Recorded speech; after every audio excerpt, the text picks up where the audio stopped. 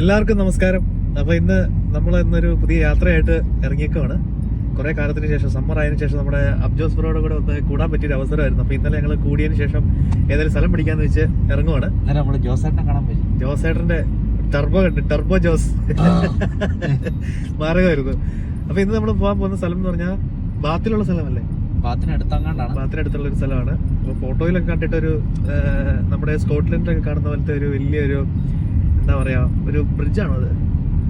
അതിന് മുകളിൽ കൂടെ ട്രെയിൻ പോകുന്ന ഈ സംഭവം വെച്ചിട്ടുണ്ടെങ്കിൽ വളരെ അൺഎക്സ്പെക്റ്റഡ് ആയിട്ടുള്ള ഒരു ട്രിപ്പ് ആയതുകൊണ്ട് നമ്മൾ ജസ്റ്റ് ഒന്ന് നമ്മൾ ഷോർട്ട് ലിസ്റ്റ് ചെയ്ത് വെച്ചിട്ടുള്ള കുറച്ച് സ്ഥലങ്ങൾ, അതിൻ്റെ ആ സ്ഥലത്തിൻ്റെ അകത്ത് ഒരു സ്ഥലത്തേക്ക് നമ്മൾ പോകുന്നെന്ന് വിചാരിച്ചു. പിന്നെ വേറെ കുറേ സ്ഥലങ്ങൾ നമ്മൾ ഈ ഹാംഷെയറിലുള്ള സ്ഥലങ്ങളൊക്കെ നോക്കി. പക്ഷേ ഹാംഷെയറിൽ നമ്മുടെ ഈ തൊട്ടടുത്തുള്ള സ്ഥലങ്ങളിലൊക്കെ നമ്മൾ പോയിട്ടുള്ളതാണ്. അതുകൊണ്ട് നമ്മൾ വേറൊന്ന് മാറ്റി പിടിക്കുന്നത്. ഇവിടുന്ന് ഏകദേശം ഒരു 55 മൈൽ, 1.5 മണിക്കൂറാണ് കാണിക്കുന്നത് പോർട്സ്മൗത്തിൽ നിന്ന്. അപ്പോൾ 1.5 മണിക്കൂർ യാത്ര ചെയ്തിട്ട് ഓസ് വാലി വയഡിക്നോങ്ങാണ്ടാണ് അത് വായിക്കാൻ വേണ്ടി കിട്ടിയത്.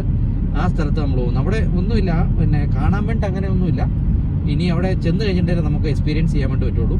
മെയിൻ റോഡിൽ വണ്ടി വെച്ചിട്ട് ഒരു കുറച്ച് ദൂരം നമുക്ക് ഫ്രണ്ടിൽ കാണാൻ വേണ്ടി പറ്റും. അത് അത്രയും ദൂരം നമുക്ക് നടക്കണം. നമ്മളവിടെ പോയിട്ടൊരു ഡ്രോണിന്റെ ഒരു ഏരിയൽ വ്യൂ ഒക്കെ, ഡ്രോണിന്റെ ബാറ്ററിക്ക് ചാർജ് ഉണ്ടെങ്കിൽ എടുക്കുന്നതായിരിക്കും. അപ്പൊ നല്ലൊരു ഡ്രൈവാണ് നമ്മൾ ഉദ്ദേശിക്കുന്നത്. കുറച്ച് വർത്താനൊക്കെ പറഞ്ഞ് മാതാപിതാക്കളെ മാപ്പെന്ന് പറഞ്ഞിട്ടുള്ള പാട്ടൊക്കെ ഇടുക. നമ്മുടെ ശരിക്കും അതെന്റെ സംഭവം. കാരണം അതൊരു വൈബാണ് ശരിക്കും പറയാം. UK വന്നു കഴിഞ്ഞാൽ നമുക്ക് ഡ്രൈവ് പോവാം, ലോങ് ഡ്രൈവ് കാറിൽ പോവാം, പാട്ടെല്ലാം വെച്ച് വർത്താനം പറഞ്ഞു പോകുന്ന ഒരു പ്രത്യേക സുഖമാണ്. പിന്നെ ഇതുപോലെ ഓരോ ചെറിയ ചെറിയ സ്ഥലങ്ങൾ എക്സ്പ്ലോർ ചെയ്യാം. നമ്മുടെ ശരിക്കും കാട്ടു തോന്നിയാസാണ്. അപ്പൊ ശേഷം നമുക്ക് അവിടെ ചെന്നിട്ട് കൂടുതൽ കാഴ്ചകളിലേക്ക് പോവാം. ഇത് പഴയ ഒരു ബ്രിട്ടീഷുകാർ പണിത സാധനങ്ങൾ ഇവിടെ ഉള്ളൂ. നമ്മൾ നാട്ടിൽ നിന്ന് ബ്രിട്ടീഷുകാരുടെ ഇതെന്ന് പറഞ്ഞിട്ട് ഇവരുടെ ഒരു പണിത പാലം, അതിന്റെ അവിടെ നമുക്ക് കുറച്ച് ഫോട്ടോഗ്രാഫ്സ് ഒക്കെ എടുക്കാം. രാവിലെ പടയപ്പന്മാരൊക്കെ നമുക്ക് വട്ടം വെച്ച് തുടങ്ങി. ഒരുത്തൻ അങ്ങോട്ട് പോകേണ്ടവർ ഇങ്ങോട്ട് വന്ന് തുടങ്ങി. ഇന്ന് ഹോളിഡേ ആയതുകൊണ്ട് ഇമാരുടെ ഒക്കെ അറാമ്പറപ്പുള്ള ദിവസമായിരിക്കും റോഡില്. അപ്പൊ നമ്മള് 1.5 മണിക്കൂർ യാത്ര ചെയ്തിട്ട് എന്താണ് അവിടെ കാണാനുള്ളത് നോക്കാം. ചിച്ചസ്റ്ററിന്റെ വീതികളിൽ കൂടെയാണ് കടന്നു പോകുന്നത് കേട്ടോ. നമ്മളങ്ങോട്ട് പോകുന്ന വഴിയുണ്ടല്ലോ, ഒരു വശ്യതയാർന്ന ഒരു മനോഹരമായ പച്ചപ്പുള്ള ഒരു സ്ഥലം കേട്ടോ. അതില് ഇതൊക്കെ ശരിക്കും ഈ ഡ്രൈവാ നമ്മുടെ യാത്രയിൽ ഏറ്റവും നമുക്ക് എന്താ പറയുക, ഭയങ്കര അനുഭവമാണ്. നമുക്ക് ഈ ഇങ്ങനെയുള്ള ഒരു യാത്ര ഭയങ്കര ഓർമ്മയാണ്. അതിമനോഹരമായ ബ്യൂട്ടിഫുൾ ലാൻഡ്സ്കേപ്സ് ആണ് നമ്മളിപ്പോൾ കണ്ടോണ്ടിരിക്കുന്നത്. നമ്മള് അരുണ്ടയിൽ കഴിഞ്ഞിട്ട് ഒരു ഫ്രീക്ക് വണ്ടി കിട്ടും. ഓ മൈ ഗോഡ്, വിന്റേജ് വണ്ടിയൊക്കെയാണ് കേട്ടോ. അപ്പൊ നമ്മളിത് ആ മല ഇറങ്ങി പോവാണ്.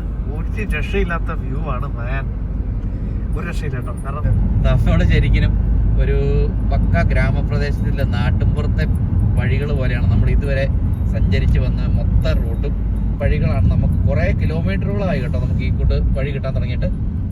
അങ്ങനെ നമ്മൾ ഫൈനൽ ഡെസ്റ്റിനേഷനിൽ എത്തിയിരിക്കുകയാണ്. ഇപ്പം നമ്മളിപ്പോൾ വന്ന സ്ഥലം എന്ന് പറഞ്ഞിട്ടുണ്ടെങ്കിൽ ഓസ് വാലി വേഡിക്റ്റിലാണ്. അപ്പോൾ ഇവിടെ വന്നിട്ട് ഉള്ളൊരു പ്രത്യേകത എന്ന് പറഞ്ഞിട്ടുണ്ടെങ്കിൽ, ഞങ്ങൾ ആദ്യം വന്ന സമയത്ത് നല്ല മഴയായിരുന്നു. മഴ കഴിഞ്ഞ് പുറത്തിറങ്ങി നോക്കിക്കഴിഞ്ഞപ്പോൾ നമുക്ക് ആ കാണാനുള്ളത് ഈ ഒരു ബ്രിഡ്ജാണ്. ഇതിലൂടെയാണ് ട്രെയിനൊക്കെ പോകുന്നത്. പിന്നെ ഉള്ള ഒരു സംഭവം എന്ന് പറഞ്ഞാൽ നമുക്ക് വേറെ ഡ്രോൺ പുറത്താനുള്ള സംഭവമില്ല. അത് നമ്മളെ ഡിസപ്പോയിൻറ്റ് ചെയ്തു. ഫോട്ടോ എടുക്കാനൊക്കെ വന്നു അങ്ങനെയുള്ളൊരു സ്ഥലമാണ്. അല്ലാതെ വേറെ ഒരുപാട് സംഭവമായിട്ട് നമുക്ക് കാണാനില്ലെങ്കിലും ഒരു വൈബ് ചുമ്മാ വന്നാൽ ഇതിനോട് നടക്കാനും ഹൈക്ക് ചെയ്യാനൊക്കെ ആയിട്ട് അടിപൊളി. പിന്നെ ട്രെയിൻ പോകുന്നതൊക്കെ കാണാൻ ഇങ്ങനെ നമ്മൾ ഈ സ്കോട്ട്ലൻഡൊക്കെ കാണില്ലേ, അതുപോലെ സംഭവം. പക്ഷെ ഡ്രോണും കൂടെ ഉണ്ടായിരുന്നെങ്കിൽ ഉണ്ടല്ലോ, മേലെ നിന്നുള്ള ആ വ്യൂ പൊളിയായിരുന്നു. പക്ഷെ നമുക്ക് മേലെ കൂടെ എനിക്ക് തോന്നുന്നത് ട്രെയിൻ പോകുമ്പോൾ ഡ്രോൺ ട്രെയിൻ ചീറിപ്പാഞ്ഞ് പോവാണ്. ട്രെയിൻ പോകുന്നതിന്റെ ഒച്ച മാത്രമേ ഇവിടെ കേൾക്കുന്നുള്ളൂ. അത് കുറച്ചുകൂടെ അകലെ നിന്ന് കഴിഞ്ഞാൽ നമുക്കത് കാണാൻ പറ്റും.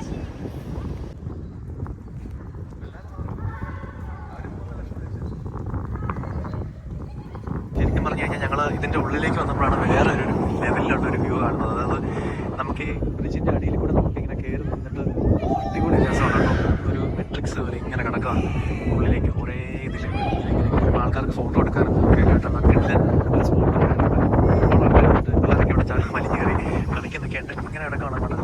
അപ്പോൾ നല്ലൊരു പൊളി വൈബാണ് അതിൻ്റെ ഉള്ളിൽ.